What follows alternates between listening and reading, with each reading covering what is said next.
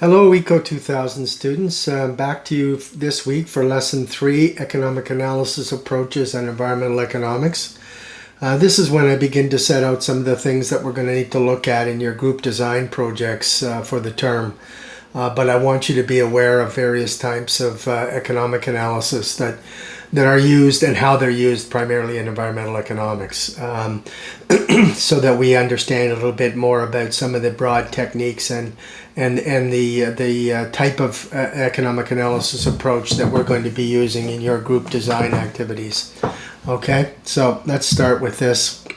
The types of economic analysis approaches that we're looking at that I'm going to talk to you briefly about are what we call costs of inaction studies. Then there's future risk scenario studies, cost effectiveness analysis, cost benefit analysis, and return on investment studies. I'm going to break them out that way, and we'll go through and talk a little bit about their applicability to environmental economics, or how I've been involved in their use in environmental economics, and then talk a little bit about how these things relate to your group design project for the term, okay?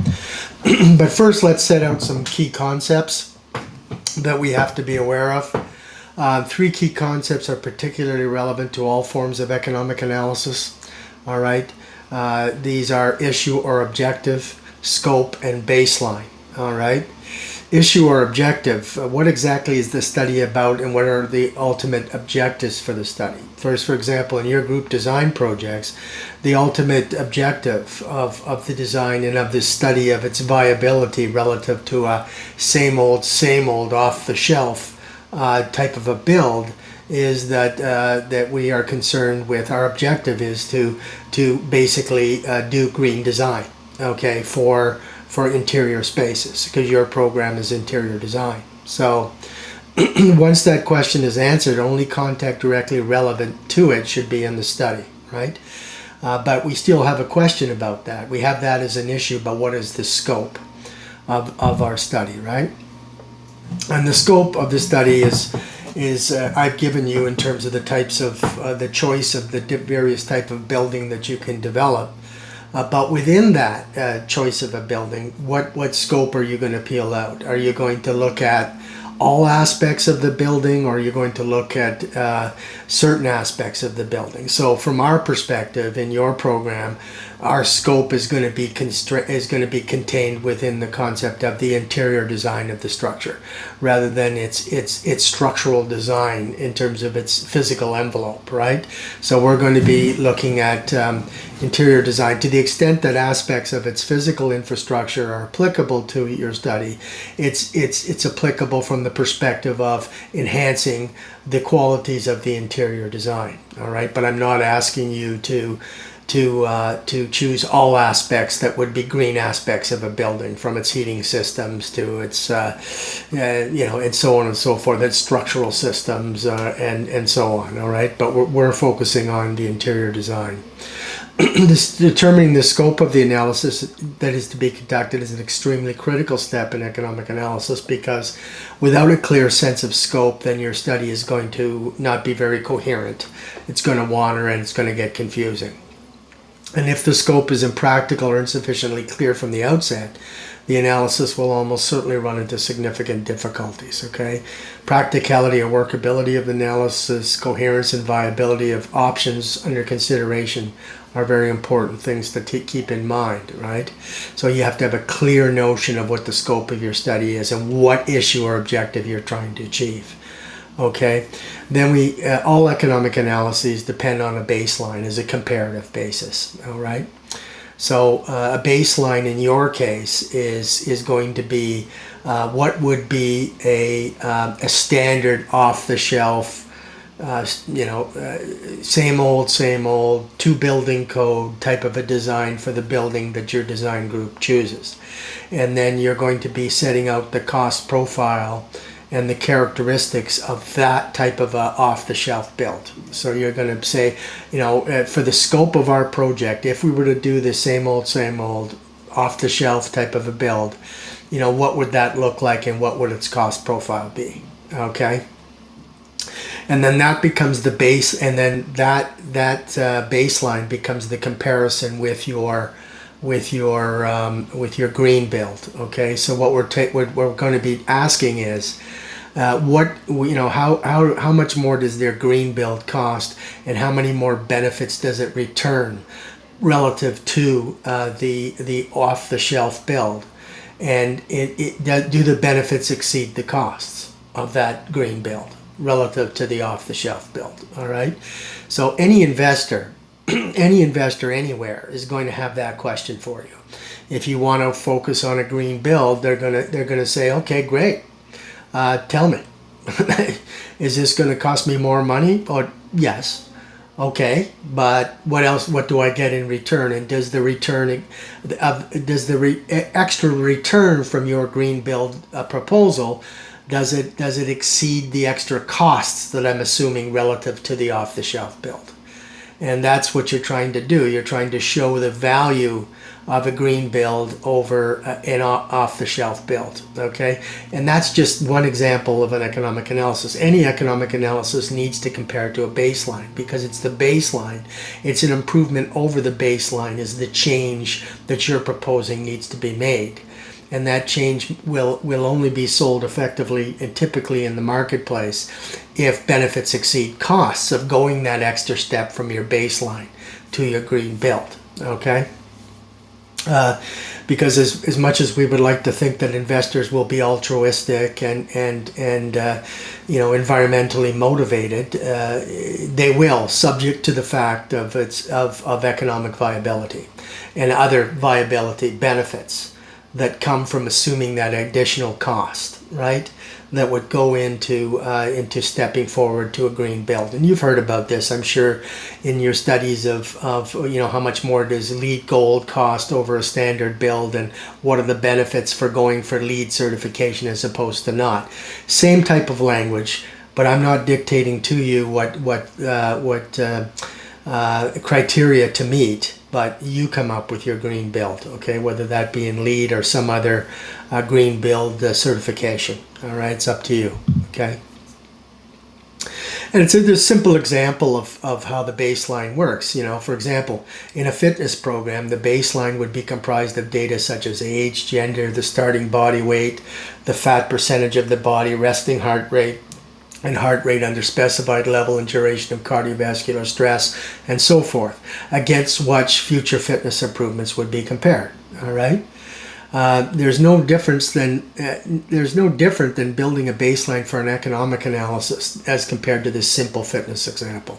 Although the baseline indicators will change depending upon the topic, the issue and objective, the unique circumstances, and the scope of the analysis that you're undertaking. Okay. Now. And there's different types of studies that we do in environmental economics. For example, what we call, the first one I want to talk to you about is what's called cost of inaction studies.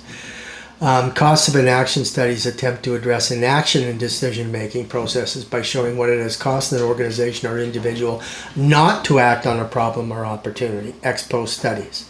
And we do this often when we're trying to convince larger organizations to adopt more, let's say, energy efficient operations, okay, or go through energy conversion projects. All right, so the baseline, is what is the energy use of that company now, and as compared to what it could be if you adopted the greener approach, and you take that baseline and you extrapolate it back in time to show that if you had made this change to a greener energy model 15 years ago, this is what you could have saved up to today. Okay, so this is what it has cost you not to act, okay, on the problem. All right. One of the largest studies I was ever involved with in this area was looking at pesticide use in sub-Saharan Africa, which I did for the UN. And what we looked at was the fact that pesticides were continuing to grow at a phenomenal rate, and yields from agriculture were not growing at the same rate. And we were seeing lots of problems of poisoning of children and workers, unprotected workers, and so on. So we accumulated all the costs of unsound management of those pesticides and extrapolated them back in time to show the countries how much it cost them not to improve the management of pesticides and the control of pesticides over the previous 10 years. And how much it will cost them, and I'll talk to you about that in a minute, if they continue to persist in inaction for the next 10 years. And when I say cost them, I mean lost workers, hospital bills for poor workers, deaths, any number of other things that happen because of unsound pesticide use in agricultural production in small landholding farms in sub-Saharan Africa. Okay? So this is the kind of study that's often used. It's often used in organizations like UNICEF and other organizations that are looking at the costs to civil society of inaction on problematic areas, whether that be child labor or child brides or a number of different issues that I've worked on over the years. But the point is that environmental economists will often use this kind of study to demonstrate, what it has cost us not to improve, let's say, water management over the last 10, 15, or 20 years. What it has cost us not to improve building codes, to have better energy efficiency in buildings over the last 10 or 15 years. What it has cost us in worker health and safety not to improve things, or what it has cost in poor worker productivity because of bad building design over the previous 10 or 15 or 20 years. Okay, so the point is to demonstrate, like, if your current baseline relative to what could be, there's this gap, and you've persisted with that gap for the last 10 or 15 years. Here's how your situation could have been improved if you had made changes 10 years ago. And you know what? You could have saved $150 million or $1 billion, or like in the African case, they could have saved some $20 billion. Poor countries. Okay, so these are the types of things that are done in cost of inaction studies. All right. And this needs a baseline, right? This needs a baseline because you have to know right now what it is costing the organization of the country. What is it costing them now in their current practices? And then you need to compare that with what it could be and then extrapolate, what it's costing them back to 10 to 15 years. Why do we do these kind of studies? Because a lot of the studies in environmental economics, you're talking to people who are not fully engaged in the environmental rationales for action yet. So you need to shock them out of inaction. Okay, that's why we call it costs of inaction studies, because you're trying to move an organization off its current spot, which is the same old, right? Like your group design projects, you're trying to move them off that same old spot that they become accustomed to, and they're resistant to change. And so you need to demonstrate to them, okay, fine, if you don't want to change, what we're here to do is tell you what it's costing you not to change. Okay, and it's costing you a lot of money, and a lot of time, a lot of harm, a lot of worker satisfaction, a lot of productivity, whatever the metric is that we're using to demonstrate that case. All right, so you have the slides. I won't go into that too much. The same approach, but only ex ante, which is looking into the future, is used for which we call future risk scenario studies. For example, in the sub-Saharan African case, what we did was we looked at costs of inaction, but we also said, okay, here's your baseline. If you continue not to change, this is what it's going to cost you by 2030 or by 2040 or by 2050. And by taking the current baseline and continuing to extrapolate it out into the future as compared to the greener scenario out into the future, and then you can show that gap gets worse and worse and worse and worse and worse through time.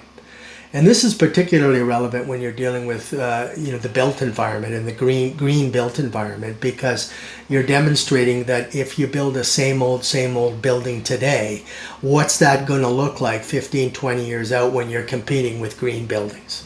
And they're attracting young employees at a higher rate and higher quality employees because it's a better working environment. They're saving money because their buildings are more energy efficient.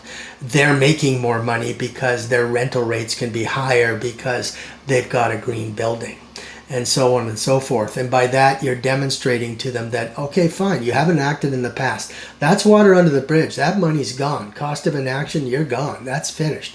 But if you continue to persist in not changing, this is what it's going to, if you look back 15 years from now, and you're at that 15-year point, you look back, this is the scenario you're likely to see. We don't know that for sure because nobody can predict the future with 100% accuracy, but we know that it's going to cost you a lot by not making the right decisions now.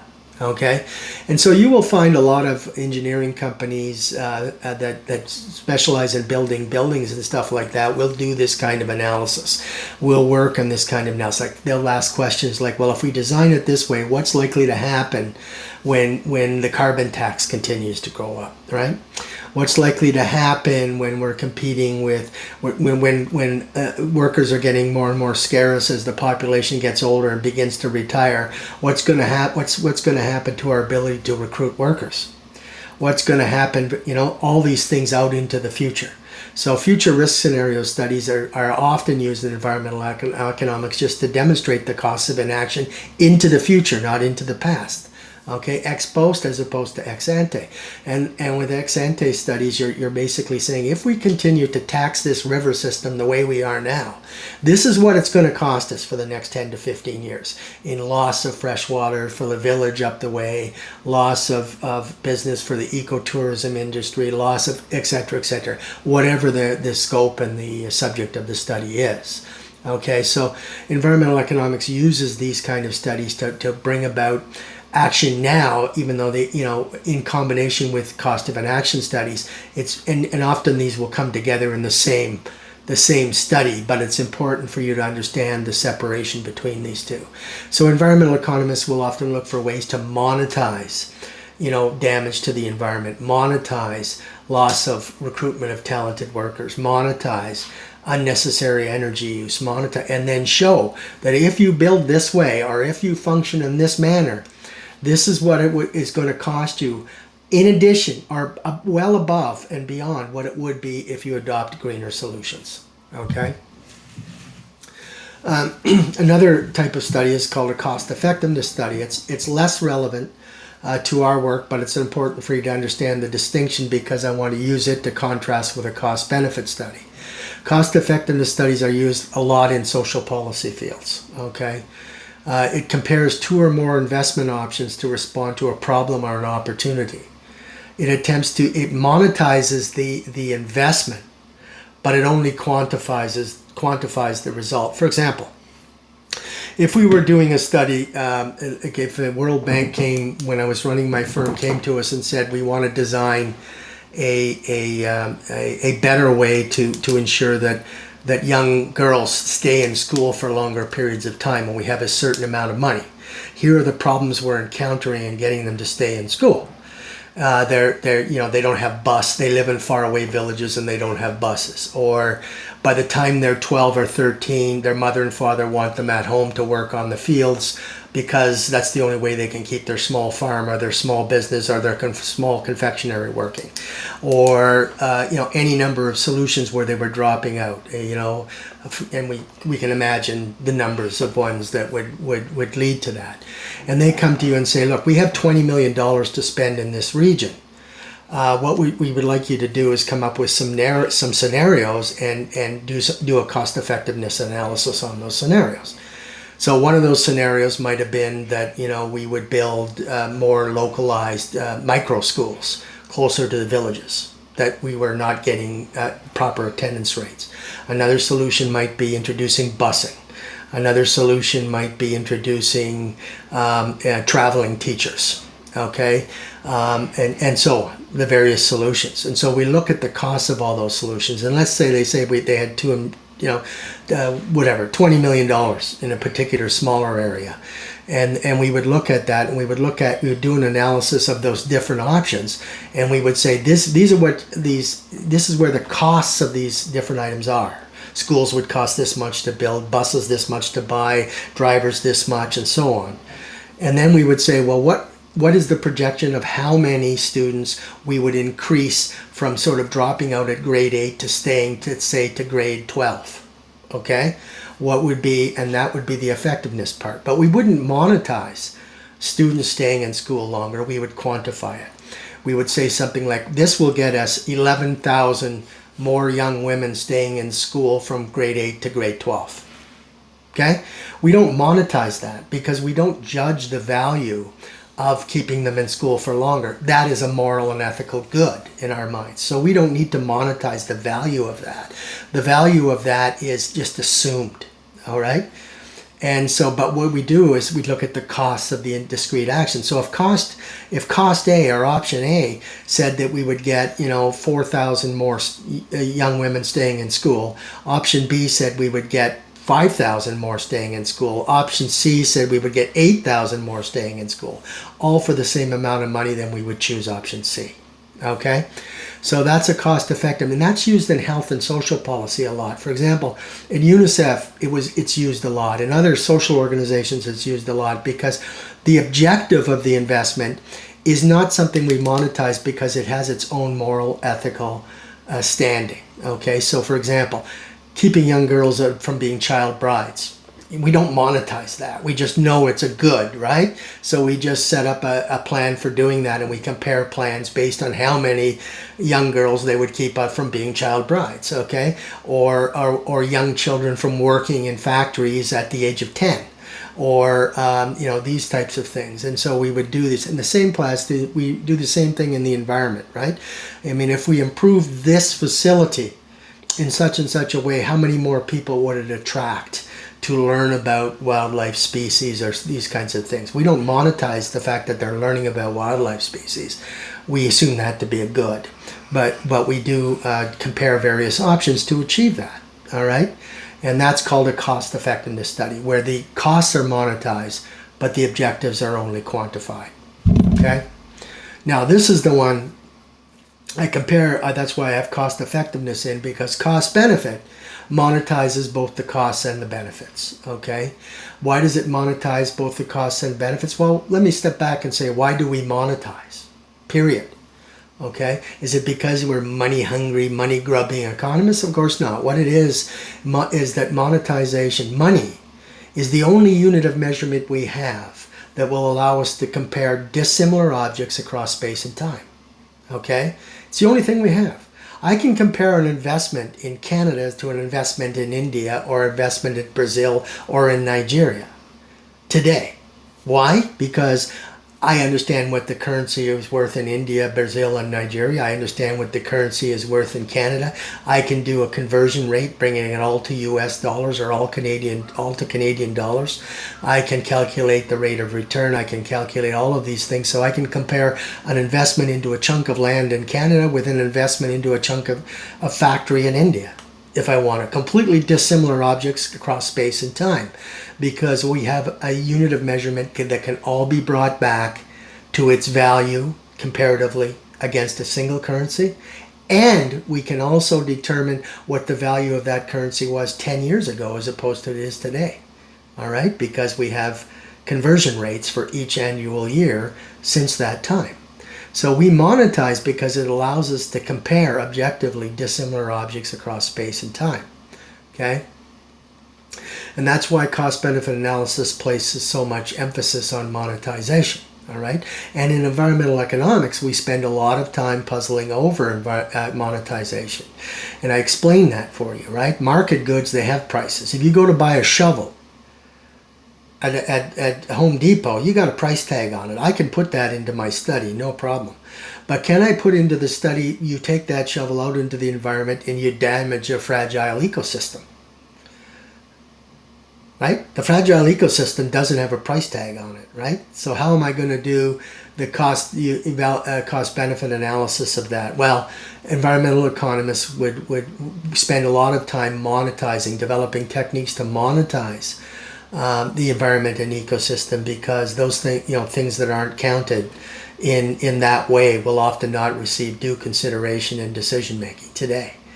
Now, there are some things that are in the environment that fit into cost effectiveness, like we would no doubt defend, most people would, that we need to protect habitat so that the grizzly can travel through, grizzly bears or whatever can travel through a mountain region, right? Most people would say, well, we wouldn't really put a monetized benefit on that. We would assume that to be a good, so we're primarily concerned with options on cost. So that would be more cost effectiveness study. But if we're putting in place, let's say, other requirements in the area of the environment, where there is a question as to whether we should do it relative to the costs of doing it, decision making will often look for monetary comparisons. Okay, if we do it this way, is it really going to provide that much benefit? Or if we avoid doing it, is it really going to provide that much benefit over the costs of not doing it? There are many areas where environmental economists point out that the reason that the environment tends to get undervalued in economic decision making is because a lot of the things in the traditional economic market, costs and products and services, have monetary prices, and that's difficult to compare with those things in the natural ecosystems that aren't monetized until techniques are applied to monetize them. Okay. The key questions in cost-benefit analysis are these, and they apply to your study as well, right? Does the investment make economic sense? So your investor is going to ask you when you're designing your project, great, nice ideas, love them, fantastic. I bet this would be a great thing, but where's the beef? Okay, I mean, am I going to get, are the benefits going to outweigh the costs? I need to know that. I mean, I would love to be seen, to be environmentally responsible, but I can't do it to the tune of going broke. So what are you gonna, because that's not going to do me or the environment any good if I go broke. So what am I going to do about this, and how are you going to demonstrate to me that the benefits exceed the costs in your green proposal relative to if I had just built this off the shelf yawner of a building? Okay. Could the benefits be higher by using scarce resources for a different purpose altogether? I mean, should I do this, or should I just build a second building? You tell me, right? I mean, these are the types of questions you'll get from investors, right? You're telling me I should spend more on this, but unless you can show me the benefits significantly outweigh the costs, I'll just take the extra money I have and do something else that will return a higher level of investment, a higher level of return for my investment, Okay. And then could adopting a different approach altogether achieve the same purpose with the same scarce resource increased returns? Okay. So, it's the kind of thing is why your proposal and not something else. So if you come up with your proposal and it's a green proposal and you like it and the benefits exceed the cost, there's always something there in an investor's mind is, that's really interesting. I like this proposal. Are there any areas where we could do even better? I'm just wondering off the top of my head. You're the green experts, I'm not, but I'm just wondering. And so you also have to be able to demonstrate that you have a sense as to options for your investor, right? So you don't just come to your investor with one proposal and one proposal only. You come to that investor with saying, well, if we go this far with our green proposal, benefits exceed costs. If we go that step further, hey, benefits still exceed costs. Here's another option where we could go the full Monty on this. Oh, wait a minute. Maybe that's a bridge too far right now because costs begin to outweigh benefits. Okay? But we'll get into this in much greater detail as we go along. And is this an academic exercise? Absolutely not. All right? This is a practical, applied exercise because this is what investors look at. All right? Trust me. Okay, this is what investors will look at. And these are the types of questions investors will have. If you present a green proposal to an investor's going to be saying, hey, I'm all ears. I mean, absolutely, man. If I can be seen to be responsible and I can protect my interests out into the future when the carbon tax goes up or employees get harder to attract or whatever, I'm all ears. I'm an elephant here, all right? But show me that the benefits are going to exceed the cost going out over the next 10 to 15 years. And show me that your green proposal is as far as we can go and be benefits exceeding costs. Or could we even do more? Or could we take a slightly different? These are all the decisions. If somebody's going to spend $50 million on a building, yeah, they're going to have these questions, right? I mean, this is practical, applied proposals in the built environment, okay, that we're talking about, having gone through many of them myself, okay? Then there's various forms of return on investment studies. When you do return on investment studies, these are studies that look at comparing a return on one investment as opposed to using my scarce resources in another investment. I'm not looking at doing this kind of financial analysis, in your course. But I want you to realize that there's a difference between cost-benefit analysis and the types of financial analysis that would typically be done for internal rates of return, return on investment, these kinds of things. Okay, these would be return on investment things, and typically, likely in your career, you would be pitching proposals into a context where the finance department of the investor or the finance advisor of the investor will have already be taking up your proposals and looking at return on investment here. Okay, you'll have a bit of that in your cost benefit analysis, but it will be not with that explicit purpose of looking at investment analysis in terms of rates of return on investment. Okay, over an extended period of time. All right, we'll learn more about the statistics for these types of things as we go through the course. All right. So I want to give you that sense as to the various types of economic analysis approaches that are used in a lot of forms of economics, but are also used in environmental economics, and which will be and one of them in particular will be an element of your project, which would be a justification of your green proposal in cost-benefit terms. Okay, on that score, I'll let you go, and I'll be talking to you next time. Bye-bye now.